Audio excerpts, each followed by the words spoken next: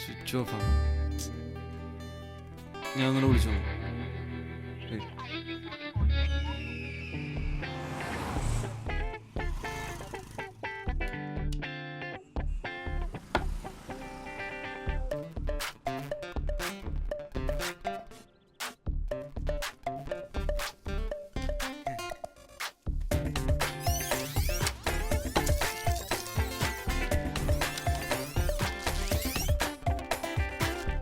4 പേരോട് ഒരു വഴിക്ക് വന്നിട്ട് ഇനിയിപ്പോൾ അവനില്ലാണ്ട്. ബാപ്റ്റിസ്റ്റ് എന്നല്ല, ഒരുത്തനും നമ്മളവനെ വിട്ടുകൊടുക്കൂല. നമ്മുടെ കൂടുള്ള ഒരുത്തനാണ്. രാത്രി ഒന്ന് വണ്ടി നമ്മൾ ശ്രദ്ധിക്കേണ്ടായിരുന്നു. നീ ഒറ്റ കാരണം ഈ പ്രശ്നം ഉണ്ടായത്. വെറുതെ ഇരുന്ന ചെക്കനെ പിടിച്ചിട്ട് ബിസിനസ് മണ്ണാങ്കട്ട പറഞ്ഞ് കൂടെ കൂട്ടിയിട്ട്. അപ്പൊ ഞാൻ കുറ്റക്കാരൻ അല്ല? അവന്റെ കാശിന് നീയൊക്കെ ഉണ്ടായിരുന്നല്ലോ പുട്ടടിക്കാനായിട്ട്. എഴുന്നേറ്റാ സാർ അവിടെ ഇരുന്നു. ഞാൻ കഴിക്കാൻ പോയി. പല്ലിന് ഭയങ്കര ഗ്യാപ്പ് ഈടെയായിട്ട്. ഇത്രയും തിന്നിട്ട് അടഞ്ഞില്ലേ ഇത്? ഒന്ന് പറഞ്ഞിട്ട് പോയിക്കൂടെ? നിങ്ങളെല്ലാം ഉറക്കുമായിരുന്നു, കഴിക്കാൻ പോയതല്ലേ. കൂട്ടാ നീ കാരണം എന്തൊക്കെ തലവേന. ഞങ്ങൾക്കും വല്ലതും കയറ്റണം.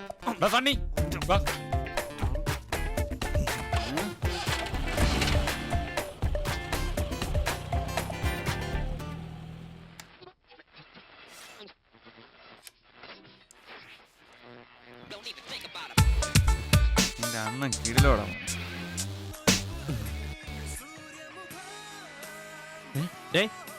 അതോടെ വെച്ചേ ഇല്ലാത്ത കാശ് കൊടുത്ത് മേടിച്ചാണ്. ഓ ശരിയാടേ, ഫോണൊക്കെ ഒന്ന് തുടങ്ങിയ. ഹലോ, ഇതിനൊന്നും ഒരു കുറവുമില്ല. ഇതേത് നമ്പർ? എവിടെ പോണ്ടില്ല? എല്ലാവരും ഉണ്ടാ? അവിടെ ഞാൻ അങ്ങോട്ട് വരാം. എങ്ങോട്ടേ? എന്റെ കുറച്ച് ഫ്രണ്ട്സ് വന്നിട്ടുണ്ട്. നന്നായി.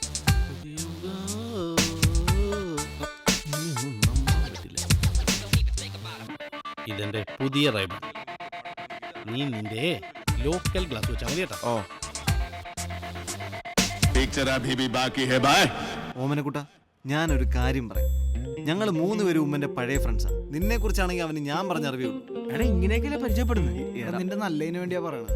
ഒരു ശല്യോ അവിടെ നിന്ന് കൂടി ഇറങ്ങിട്ട് വന്ന പിന്നെ പോകാൻ വേറെ സ്ഥലമില്ലട്ടാ. അപ്പൊ ഞാനാണുള്ള പ്രശ്നം.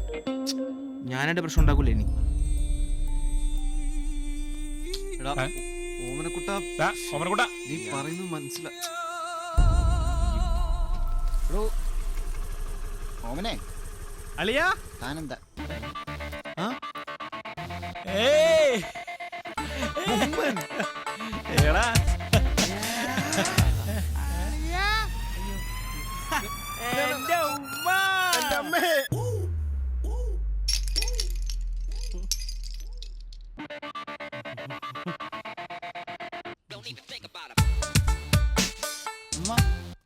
ഉമ്മ, ഇതെന്റെ പുതിയ ലോക്കിംഗ്.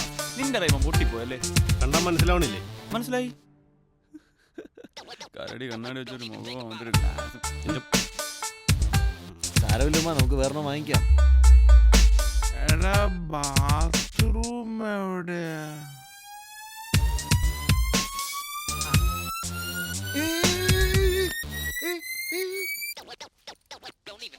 എന്താടാ? സൂക്ഷിക്കണം.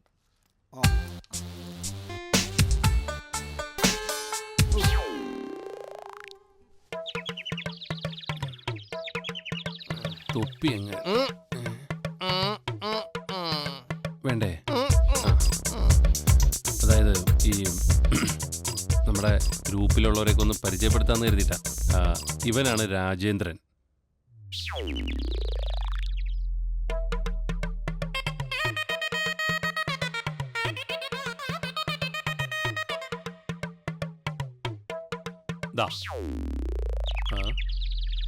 ഇവൻ നമ്മുടെ ആളായിരുന്നു. അവന്മാര്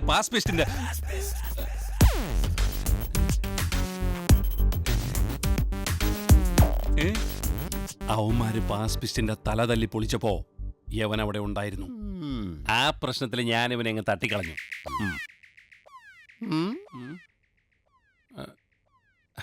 അല്ല, പറഞ്ഞു വിട്ടു.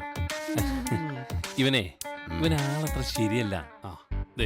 ഇത് നമ്മുടെ പോണ്ടിച്ചേരിയിലെ റിസോർട്ട്. ആ ഡയമണ്ട് ഇവന്മാരാരും അറിയാതെ ഞാൻ നമ്മുടെ പോണ്ടിച്ചേരിയിലെ പബ്ബിൽ എത്തിച്ചിട്ടുണ്ട്. ഞാൻ എത്തിച്ചിട്ടുണ്ട്. മേഘന നമ്മുടെ പോണ്ടിച്ചേരിയിലെ റിസോർട്ടിലെ പാസ്പിസ്റ്റിന്റെ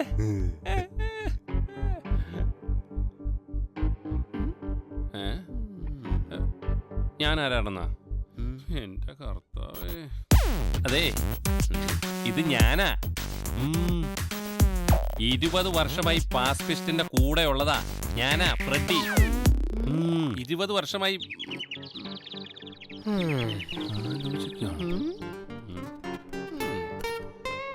അത് ഉമ്മ, ഞങ്ങളിവിടെ പോണ്ടിച്ചേരിയിൽ ആദ്യം. ഇവിടെ കാണാനൊക്കെ ഒരുപാട് സ്ഥലമുണ്ടല്ലേ? ഇവിടെ കാണാനൊന്നുമില്ല. ആകെ കടൽ പാലുണ്ട്, ടച്ച് കോളനി ഉണ്ട്, വേറൊരു സാധനം. அது போதும் சார், அதெல்லாம் நமக்கு பார்க்கணும். நீங்க எப்ப ஃப்ரீ? എന്റെ കാര്യമൊന്നും പറയണ്ട മോനെ, ഇവിടെ നിന്ന് തിരിയാൻ നേരില്ല. ഞങ്ങൾ ഏതായാലും 1-2 മാസം ഇവിടെ കാണും. പ്രത്യേകിച്ച് പരിപാടിയൊന്നുമില്ല. அப்படியா? கண்டா അല്ല നീ എന്തോ ഉദ്ദേശിച്ചേ? കുട്ടികൾ കളേഴ്സ് യു നോ. ഒരു കളക്ഷൻ. ഇവളുമാരൊന്നും കുളിക്കൂല, നനയ്ക്കൂല, ഒരു വായിക്ക് കൊള്ളില്ല, കൂറകളാണ്. അതൊന്നും ഒരു പ്രശ്നമല്ല. പിന്നെ ചൂട്, ഇവിടെ ജീവിച്ചു പോകാൻ പറ്റില്ല മോനെ.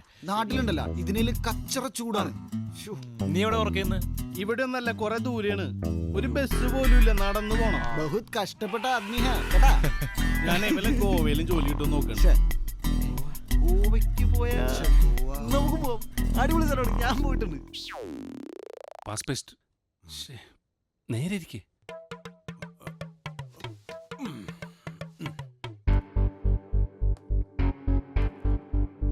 ദൈവനാണ് അമീർ.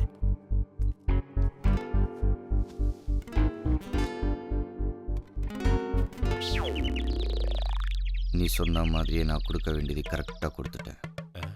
கிடைக்க வேண்டியது கிடைச்சதுக்கு அப்புறம் தேவையில்லாம இப்போ நீ தான் குழப்பிக்கிட்டு இருக்க. அமீர்னா எந்த டீல்? அமீர், நான் எந்த டீல்லையும் கரெக்டா இருப்பேன்.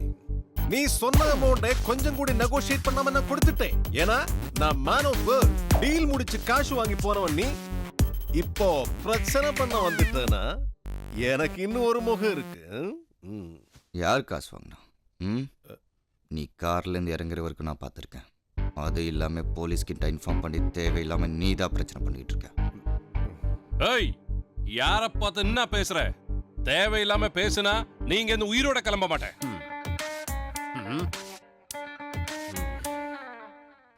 பாக்குறேன்.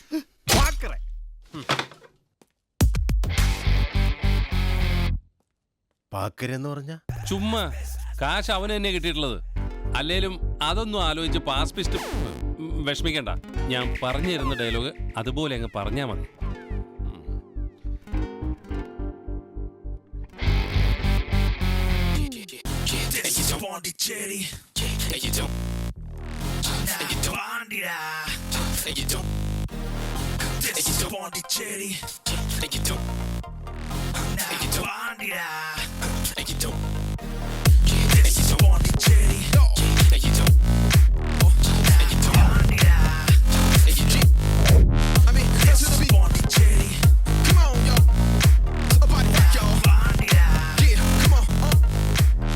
വൻഷോകമുള്ള ഇവിടെ ആകെ 2-3 മതമാര്.